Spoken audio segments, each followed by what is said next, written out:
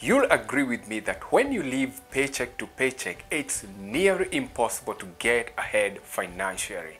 And in today's video, I'm going to give you 10 proven ways on how you can stop living paycheck to paycheck and never be broke again.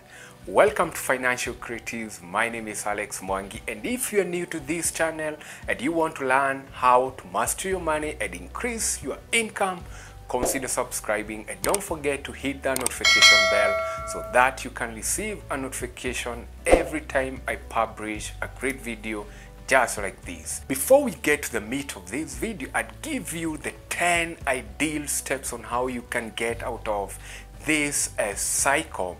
I want to give you a highlight of things that you are likely to experience if you are living paycheck to paycheck every month. When I was in the paycheck to paycheck situation, I was not able to save anything because the first thing is that I had no financial plan to follow. I did not know or understand the things that I should be doing so that I can have some extra money to save. The second thing that I experienced is I had no investments.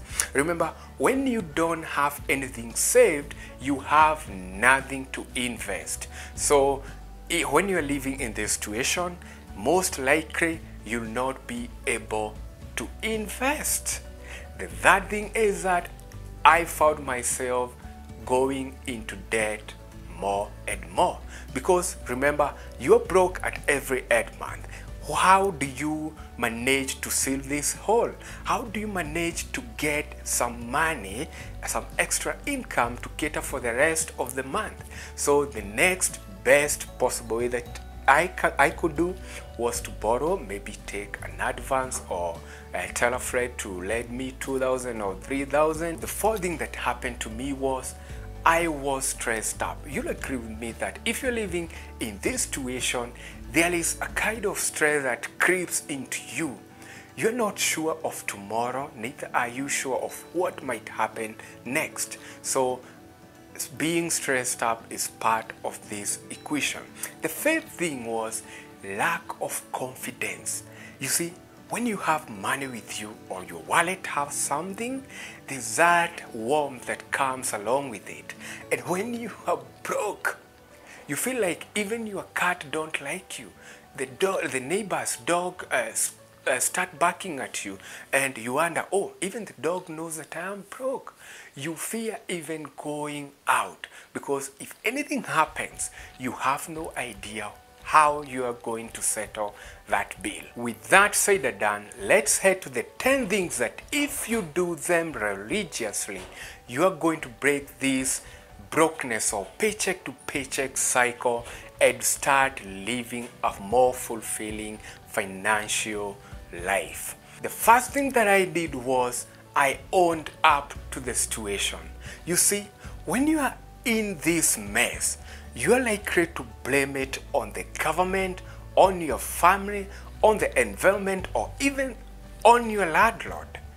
This is not owning up to the situation, and this did not help me. So I had to change tact because I knew insanity is doing the same thing and expecting different results. So the thing that I expected was I want to step out of this equation of living a paycheck to paycheck and being broke every end month. So what I did was I had to admit this is my situation and I have to do something about it. I had to change my behavior and the way I see or view money. When I accepted the situation that I was in, it energized me. It gave me that morale to step out and change my behavior. And I actually even attended financial courses to change around my destiny. The second thing that I realized was I had no plan for my money and I had to get on a budget. You see, what a budget does to you is that it helps you to plan your income and expenses. It helps you to tell every coin, every shilling, every dollar where to go. Because if you don't have a plan for your money, everyone else will have one for you. So when I got into the budget, I was able to ascertain or to write down all my income and also be able to track my expenses and write them down one by one. So the next thing was that I identified that I was living beyond my means. That means my expenses were more than the income that I was making, or was more than my paycheck. The main reason why I was living paycheck to paycheck. I had to change this. So it gave me an allowance to see the things that I had to cut back so that I can be able to live comfortably. It also brought other things that I was in check with my life. It gave me that masterfulness. It gave me that ability to be the master of my own money, because I was redirecting and directing my money or my paycheck to where it's supposed to be. The third thing that I did was to take care of my four walls. What do I mean with my four walls? These are my basic needs. It includes my rent, food, utilities, and transportation. When I was budgeting, I ensured that I prioritize these four things. And when it comes to making the payments, I make the payments first, then plan for the other expenses with the remaining money. So this gives you some peace of mind, because you know you'll not go hungry, you have a shelter, a roof over your head, and your transportation to your place of work or anywhere else is well catered for. You'll also have paid your utility bills, that is electricity, water, and other utility bills that you might be having. So that's a tip on how to get less stressed out. So the fourth thing that I did was I reduced my spending. You see, spending has a way of creeping into your paycheck, and when you have no idea where your money is going, you'll spend it all. So what I did was I tracked my expenses for 2 months. I mean 2 months into detail. Every little expense. If I bought a sweet, I wrote it down. When I bought a matchbox, I wrote it down. Anything to the single shilling of my paycheck. So this gave me the ability to audit myself. So what was I spending much on? Where can I cut back? What is unnecessary for my living? So once I identified these things, I was able to cut back on them and be able to get something extra rolling to my savings. So I would advocate that you track your expenses and reduce unnecessary expenses, things that you can do without. Remember, you have already taken care of your 4 walls. That means you can survive without any other thing. So cut back on things like transportation, avoid using Uber every time. The other thing that you can adjust is a check on your clothing expenses. Don't buy clothes every day. It's eating up your income. So the fifth thing that I did was to set up my emergency fund. It's going to rain. Whether you like it or you don't, it's going to rain. So you better come prepared with an umbrella. That's being genius. My mother used to tell me, son, always have something stashed away for the rainy day. I did not know or understand the intensity of this until when an emergency happened to me. So I used to spend everything that I got without even preserving something little for this rainy day. But I knew the importance of this when an emergency happened to me. I needed 5,000 and I did not have that money. So what I did, I had to borrow it at a very high interest rate. And it pained me so much. Now when I realized that I need to do things differently, I started getting my emergency fund ready.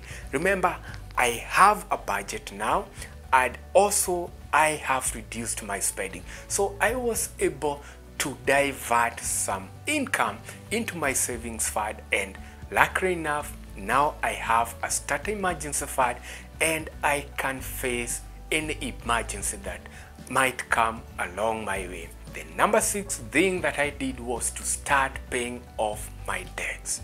You see, when I realized that I was headed in the wrong direction, I had to turn around and stop taking more debts. Remember now that I already started to set up my emergency fund. That means I was able to attend to small issues that cropped up within the month without going into debt. So how did I do this?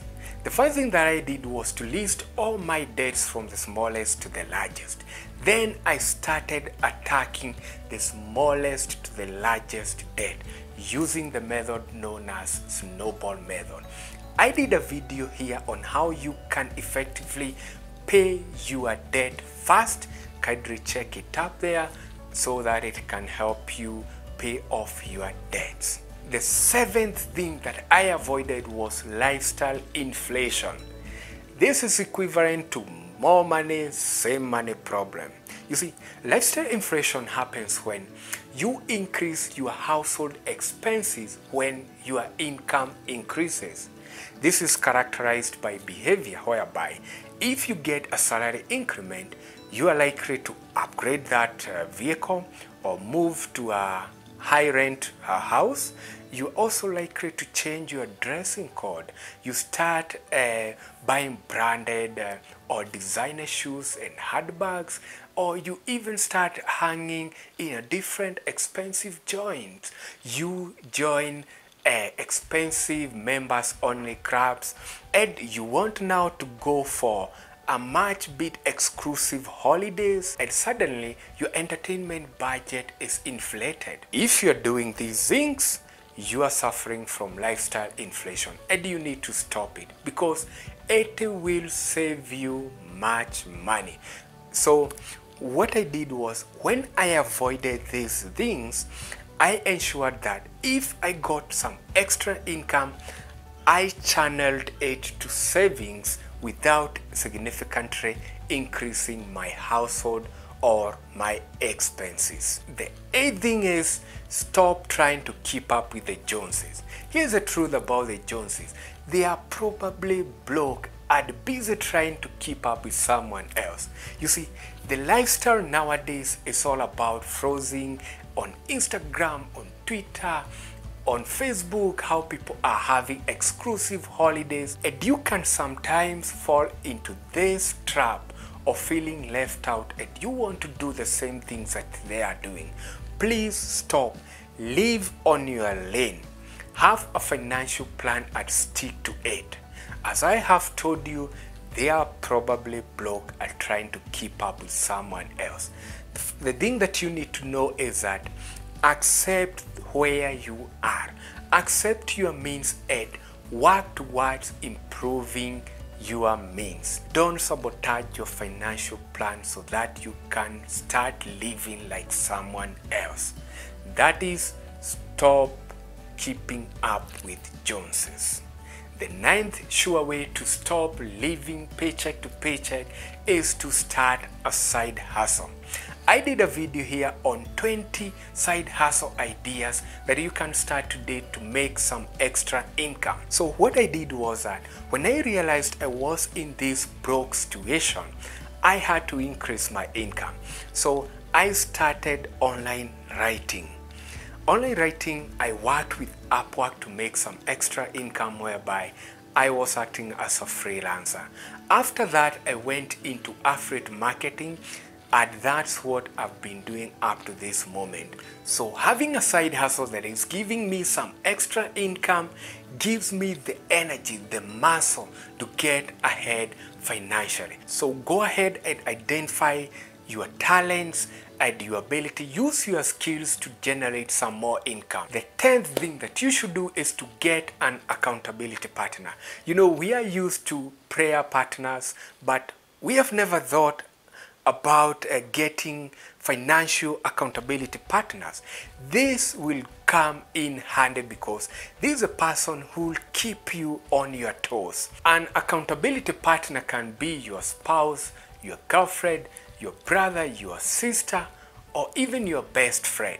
You can also go ahead and get a financial advisor who can keep you on track, or you can also hire a coach for this role. And if you waver around, they'll always get you back on track and get you going in the right direction.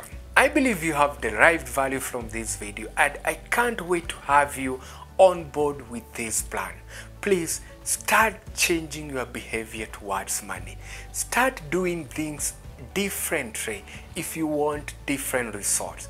And living paycheck to paycheck will be a past to you. Before you go, don't forget to subscribe and hit that like button so that you can help me push this video to other people so that they can benefit too. So until next time, take care.